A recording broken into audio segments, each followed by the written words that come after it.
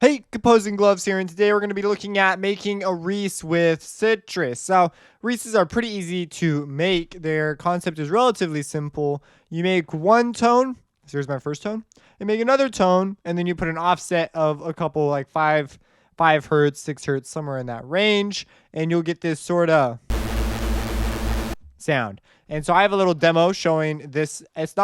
This would not be considered done. I'd reach for post stuff at this point, but I wanted to stay in Sytrus. So I made this little sort of rise and drop and whipped it together. So just a demo of the sound.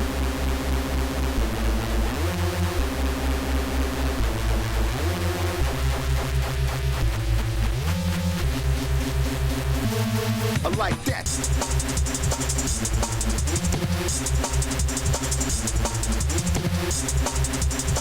So pretty cool, pretty nifty sound. I try to make sounds that can do a lot of stuff on their own. In a real track, you'd have a whole bunch of stuff going, so it would probably be fine, and you could fade in and out separate synths and do things. So I tried to make a sort of a one patch fits the entire thing type deal.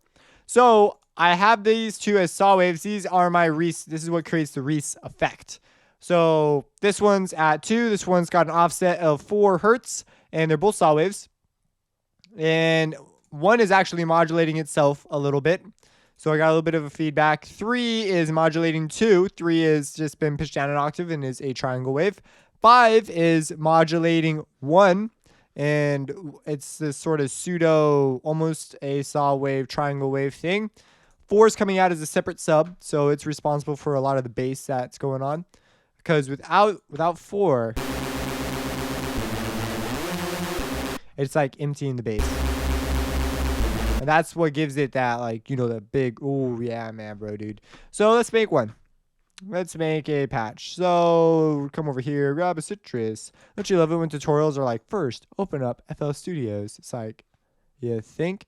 Okay, so we're going to paste that there. So now we have, I also have a filter turning on and off that stuff from before. So, oh, that's so dramatic. Okay, so let's go to default. And let's make ourselves a fantastic Reese. So first, I'm gonna make a saw wave.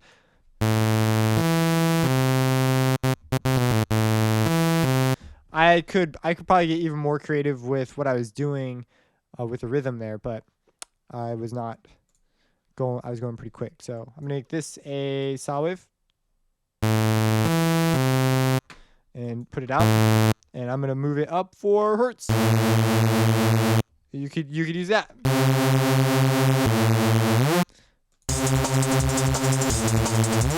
There's lots of people who do just that. But let's get crazier because we are gonna be unique. So we're gonna do a little bit of feedback on 1. Gives us a little more aggression. I might keep this one a little more dry than I did on the last one. Last time I used 5, but I don't think I'm gonna do that this time. I'm gonna output 6 as my separate sub.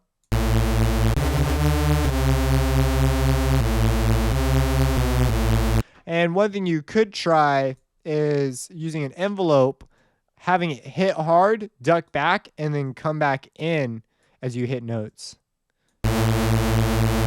It'll create a more natural movement, get rid of that release. Otherwise, when you let go, your note won't change immediately, and it'll get a lot of blur. They put that release in there because of the ADSR thing, but I just don't like it. It always gets me. Okay, so that's what we have going on. Now, let's take these out instead and run them through a wave shaper.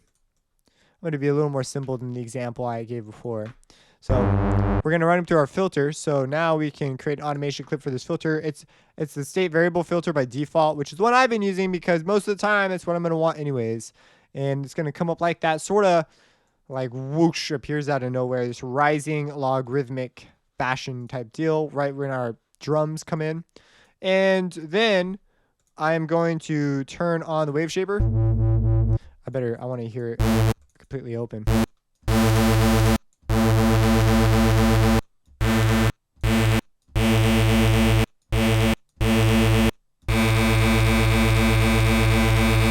Let's try bipolar mode.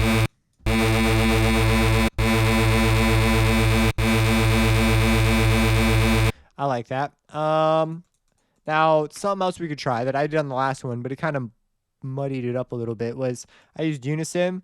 I took down the panning a little bit. I took down the, what is this? Unison volume. Is that what this is? Unison volume. Bring up the sub. The sub's a bad idea. And the pitch variation.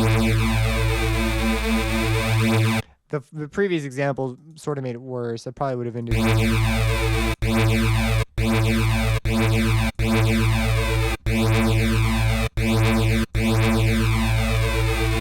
Probably would have ended taking it off.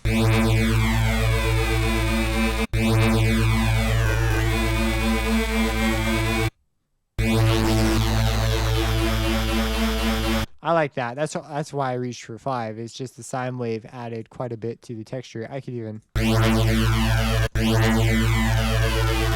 like the sine wave. I like that. So, okay. So we have this. Yup, changed my mind about 5.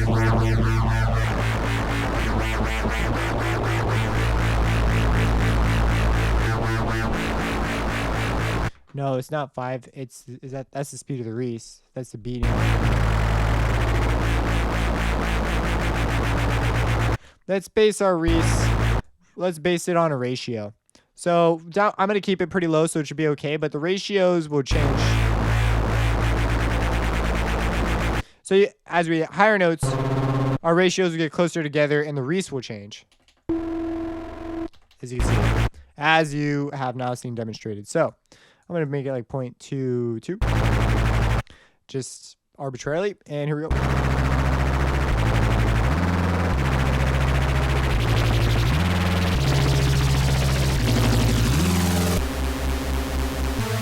I like that. My other, you could hear the difference between these two. So let's change our Reese up some.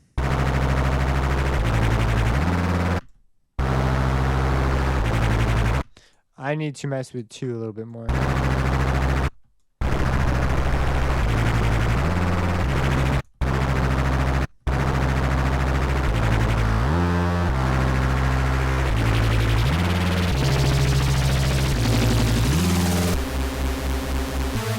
I like that. Right here it sounds crazy. Like, holy crap. So let's do something about that craziness. Bring it down an octave. It's not gonna help. So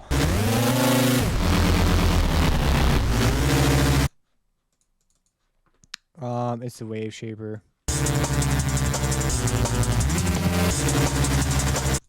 So, well, I'm just gonna take the wave shaper off. See if I like it more then.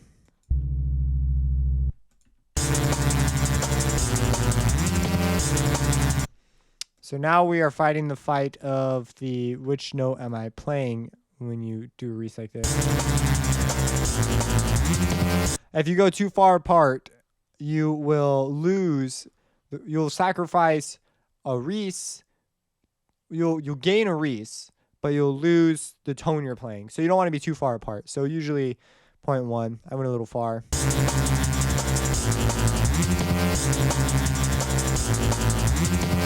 And our sub. And now our try, it's just too loud. You'd mix it in later. And so, this is what we got.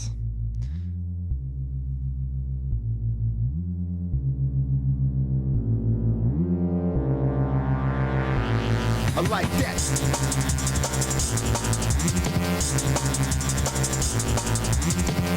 So pretty cool stuff. If you have any questions about it, let me know. Subscribe and have a blessed day.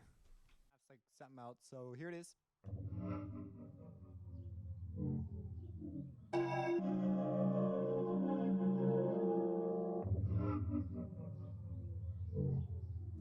So that first one, this one's sort of like under construction. Like I'm not really sure yet, but this one.